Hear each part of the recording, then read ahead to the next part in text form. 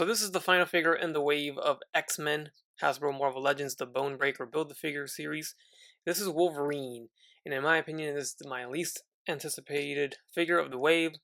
And we're gonna do a very quick and easy review of this figure because it seems like it's just a repaint of a body that we've gotten 100 times. So really no need to go through the stuff that we've gone through, plenty of times before. We're just gonna compare them through a series of Wolverine figures, and we'll get up on out of here. So as you see him through the window packaging, he has no Build-A-Figure. You do not need him.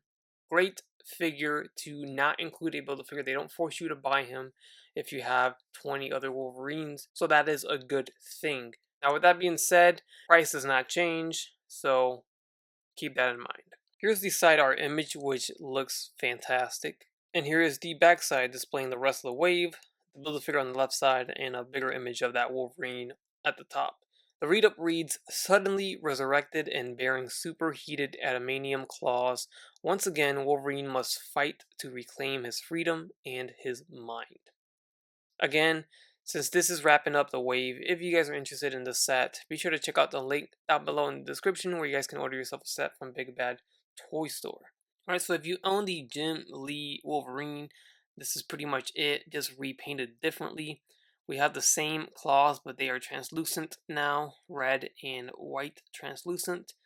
We have the shoulder pauldrons or guards or whatever, the sleeves, if you may, they're colored black. And also of course the head sculpt is yellow and black, while the suit is yellow and blue. And we have the X on the belt buckle there. The only accessory that he comes with is an alternate head sculpt, which is unmasked. And funny enough, he does not come with a mask that you can droop or drape over his shoulders, as we've gotten many times before with our unmasked Wolverines. I guess it was too much to add that reuse of a mold into this figure. Nonetheless, I'm sure I have one lying around. If I were to display him with this head sculpt, I could just use one of those. Hopefully it would match. Probably won't, but it is an option. Alright, so here's a close look at the masked head sculpt. You can see it looks pretty good, pretty decent. No complaints here. Neck seems a little long. I don't know, maybe it's just me, but he seems to have a little bit of long neck there. There's the belt. The belt's actually painted very well. The X there, I think that you can move that around. It seems to be off center, but you can put it in place. There is no hair painted. You can kind of see some sculpted on there, but this is a reuse sculpt, so it's still there. I do have some blue on my tricep.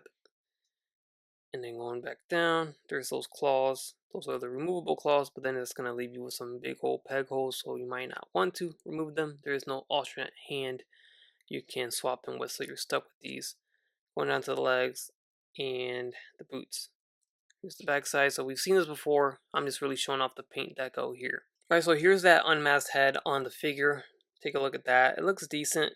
Paint apps looks good. It's not my favorite unmasked head, but it's not terrible. He is yelling, so it's nice to see a yelling head sculpt, alternate head sculpt coming with a figure, especially in a wave where Siren and Havoc did not have any yelling alternate head sculpts, but at least Wolverine does. So you have this option in case you don't want the masked head. This one sits a little bit better. I feel like the long neck is kind of hidden.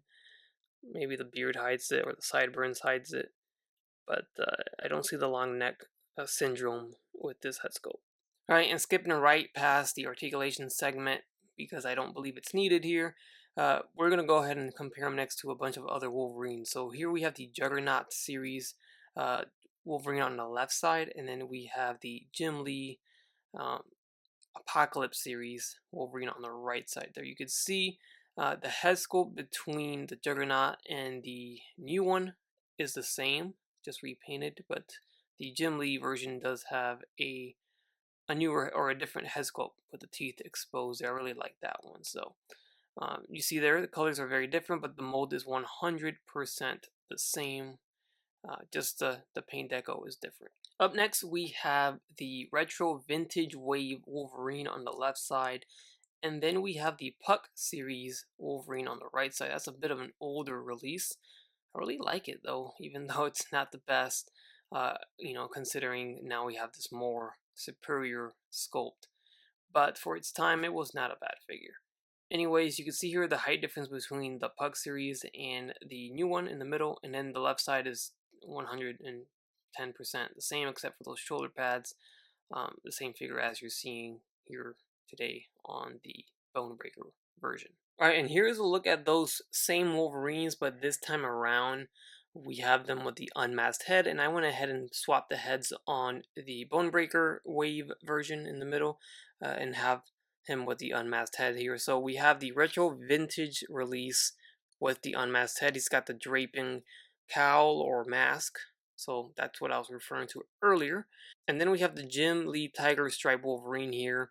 This was kind of like a kit bash, I think. I took one of the unmasked heads from the retro vintage and I put it onto this release because this one actually did not come with a unmasked head, so he does not have the draping mask there. As you can see, it still works. You really don't need it, but that really does complete the look.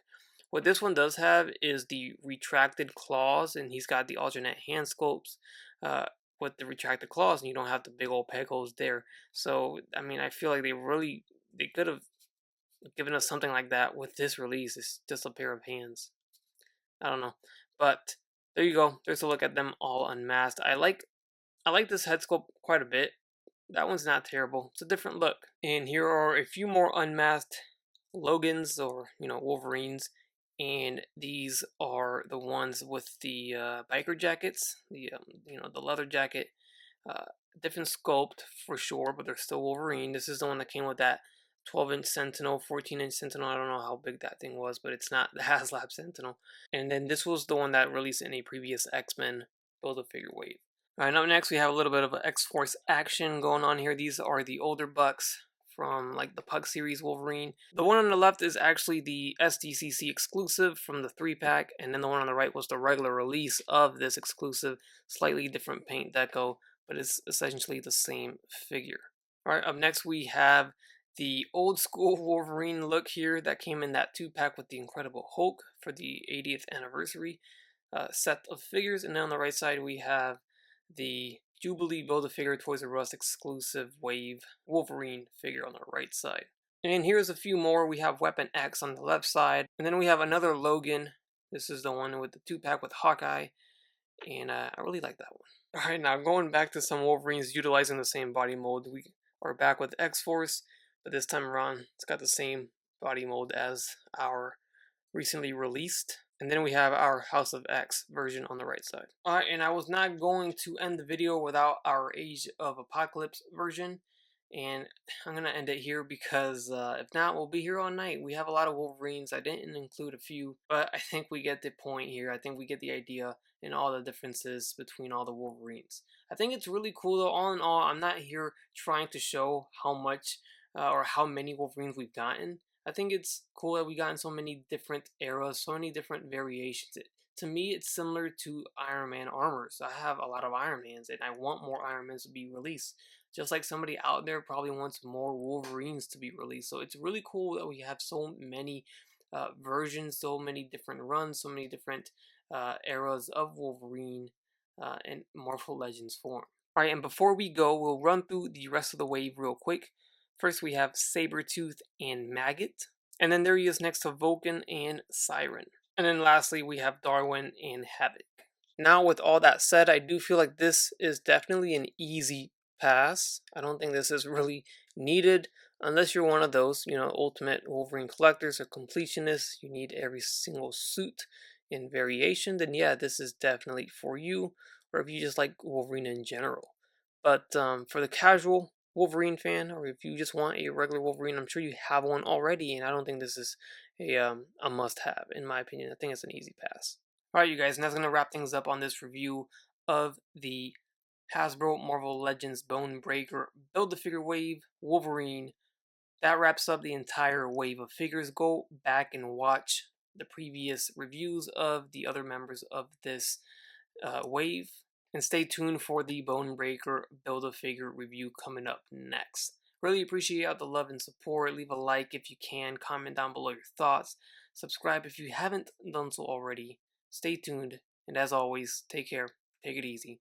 And I'll catch you on the next one. Bye.